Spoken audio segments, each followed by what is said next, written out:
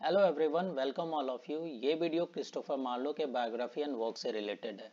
ये वीडियो आपको हेल्प करेगा क्रिस्टोफर मार्लो के बारे में जो एमसीक्यू आते हैं एग्जाम्स में, शॉर्ट आंसर बनाने में और साथ ही साथ लॉन्ग आंसर प्रिपेयर करने में ये आपको काफ़ी हेल्प करेगा। जैसे कि discuss Christopher Marlowe as a English dramatist, discuss Christopher Marlowe as a dramatist. तो इस टाइप का जो भी क्वेश्चन आता है आप उसको आसानी से सॉल्व कर सकते हैं इस वीडियो के माध्यम से।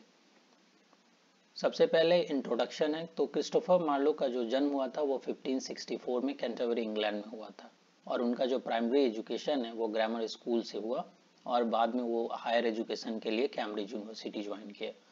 जब उन्होंने अपना हायर एजुकेशन पूरा कर लिया यानी कैम्ब्रिज यूनिवर्सिटी से जब वो अपना पूरा पढ़ाई कर लिए उसके बाद वो एक्टर बनते हैं, फिर ड्रामाटिस्ट और वो लॉर्ड एडमिरल्स जो उस समय का एक थिएटर कंपनी था उसको वो ज्वाइन करते हैं।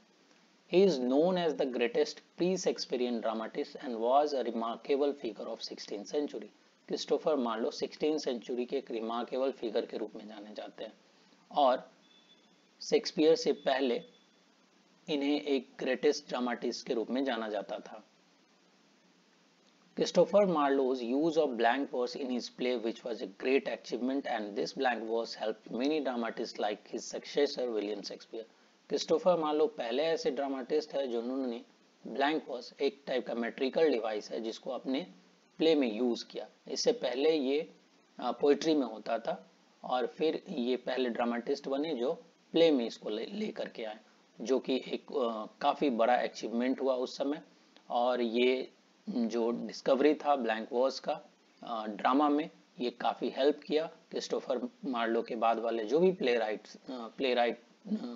आए, जैसे जो भी ड्रामाटिस्ट है उनको, और ख़ास करके ये विलियम शेक्सपियर को काफ़ी हेल्प किया ये जो नया डिस्कवरी था ब्लैंक वर्स का ड्रामा में। सो क्रिस्टोफर मार्लो का जो वर्ड था, जो यूज़ ऑफ वर्ड था उनके प्ले में और जो इमोशन था, उन सब को देखते हुए बेन जॉनसन एक उनके लिए एक फ्रेज क्वाइंड किए और वो फ्रेज है मार्लोज माइटी लाइन। ये काफ़ी इंपॉर्टेंट है, बहुत बार एग्जामिनेशन में पूछा जाता है। So Ben Jonson as a dramatist वो क्वाइंड की एक फ्रेज क्रिस्टोफर मार्लो के लिए और वो फ्रेज है Marlowe's mighty line. Marlowe's contemporary were Edmund Spenser, Michael Crichton, William Shakespeare, Ben Jonson, Richard Hooker, Francis Bacon। ये सारे राइटर्स क्रिस्टोफर मार्लो के कंटेम्प्रेरी हैं। 16th century is better known for the spirit of Renaissance। 16th century कहने का मतलब है 1500 से लेके 1600 के बीच। तो ये जो पीरियड है वो रेनाशा के स्पिरिट के रूप में जाना जाता है और रेनाशा का जो लिटरल मीनिंग है वो रिबर्थ होता है, like learning, civilising, progressing, enlightening, discovering, free thinking, ये सारे फीचर्स है रेनाशा के। और the period from 1500 to 1660 is generally known as the age of renaissance. जो पीरियड है इंग्लिश लिटरेचर का, जो पीरियड है 1500 से लेके 1660 तक के पीरियड को द एज ऑफ रेनाशा के रूप में जाना जाता है।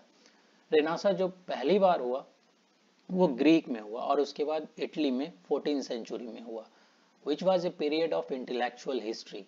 There emerged a new tendency to imitate the diction of classical Latin writers in order to restore the purity of language। और वहाँ जो उन लोगों का मेन मोटिव था वो ये था कि हम क्लासिकल जो लैटिन राइटर्स है उन्होंने जो लिखा उनको हम रीस्टोर करें ताकि जो लैंग्वेज का प्यूरिटी है, जो ओरिजिनलिटी है, उसको रीस्टोर किया जा सके। और रेनाशा को first growth of modern science भी कहा जाता है। आप यहाँ देख सकते हैं एक डायग्राम है, एक टेबल है, द एज ऑफ रेनाशा। तो इंग्लिश रेनाशा जो हुआ वो 1500 से लेके 1660 के बीच में। ये सारे इसके सब पार्ट है, आप नीचे देख सकते हैं। 1558 से लेके 1603 तक का जो पीरियड था, तो इसको कहा जाता है द एलिजाबेथन एज। और ये इसी एज में क्रिस्टोफर मार्लो आते हैं। और 1603 से लेके 1625 के जो पीरियड है उसको जैकोबियन एज कहा जाता है। 1625 से लेके 1649 के जो पीरियड है उसको द कैरोलिन एज कहा जाता है और 1649 से लेके 1660 का जो पीरियड है उसको द कॉमनवेल्थ एज या द प्यूरिटन इंटोरेगनम के रूप में जाना जाता है। अब हम लोग देख लेते हैं मार्लोज का जो वर्क है वो।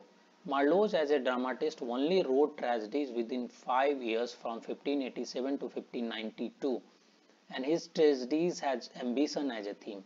मार्लो जो है जो भी ट्रेजेडी लिखे वो 5 साल के अंदर ही लिखे और वो 1587 से लेके 1592 तक लिखे और उनका जो भी ट्रेजेडी है उसका एक मेजर थीम है और वो है एम्बिशन। आप कोई भी प्ले उनका देख लें तो उन सब में आपको एम्बिशन दिखेगा।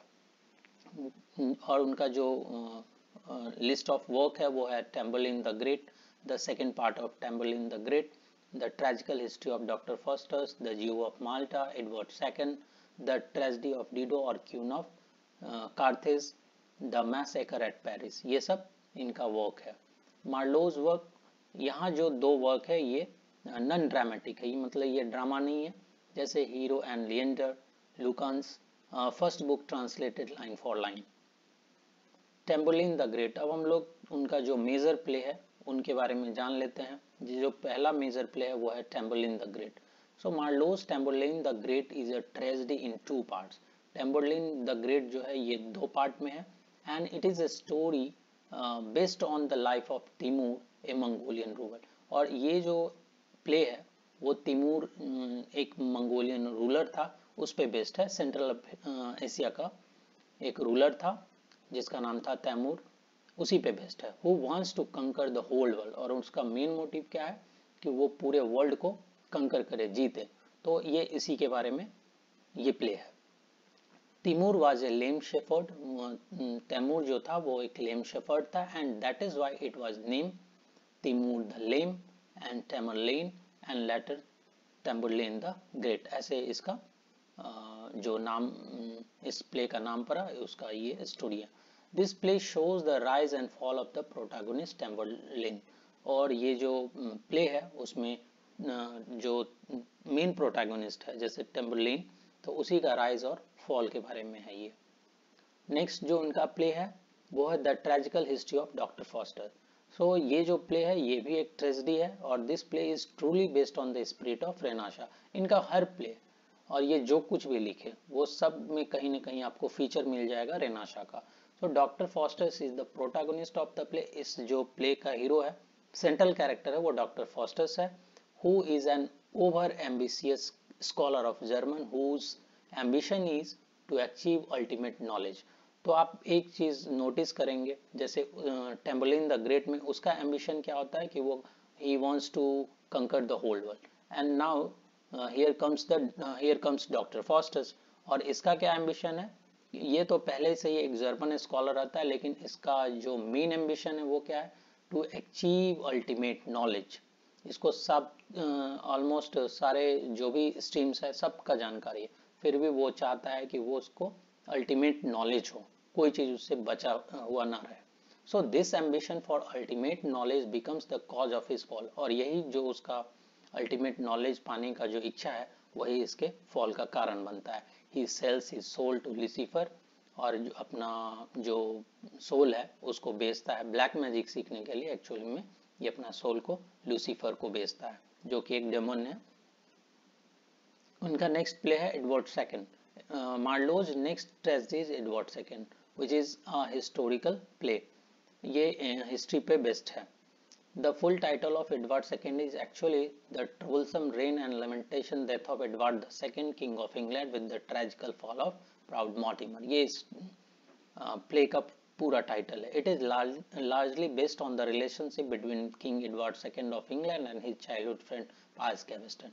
ये 2 दोस्तों का कहानी है। ये हिस्ट्री प्ले है। तो एक इंग्लैंड में जो किंग थे उसी पे बेस्ड है और इसमें पायर्स गैवेस्टन और किंग एडवर्ड सेकंड के बीच के रिलेशंस को डिस्कस किया गया है। The Jew of Malta. Marlowe's the Jew of Malta is also a tragedy. The full title of the play is the famous tragedy of the rich Jew of Malta. Barabas is the tragic hero. इसका जो central character है वो Barabas है। He is a rich Jewish merchant of Malta and its story takes place on the island of Malta. Let's come to the conclusion. Christopher Marlowe was the most striking personality and dramatist among the university wits. एक बहुत ज़रूरी point है कि university wits, Christopher Marlowe को as a university wits के रूप में भी जाना जाता है, और जो अदर यूनिवर्सिटी विट है वो John Lyly, George Peele, Robert Greene, Thomas Nashe, Thomas Lodge, ये सारे यूनिवर्सिटी विट्स हैं। यूनिवर्सिटी विट्स वैसे स्कॉलर्स को कहा जाता है या वैसे ड्रामेटिस्ट को कहा जाता है या तो वो कैम्ब्रिज से पढ़े या फिर वो ऑक्सफोर्ड से पढ़े। Marlowe was killed in 1593 and his early death immensely harms the English drama. Marlowe का किलिंग होता है 1593 में, जो इंग्लिश ड्रामा के लिए काफ़ी हार्म किया इंग्लिश ड्रामा को। John Bakeless the tragical history of Christopher Marlowe, John Bakeless एक राइटर हैं और उन्होंने एक बुक लिखा the tragical history of Christopher Marlowe in 1942, और ये उनका ये जो बुक काफ़ी ऑथेंटिक माना जाता है अगर मार्लोस का बायोग्राफी और उनके वर्क को जानना है तो। So thank you all of you for being here.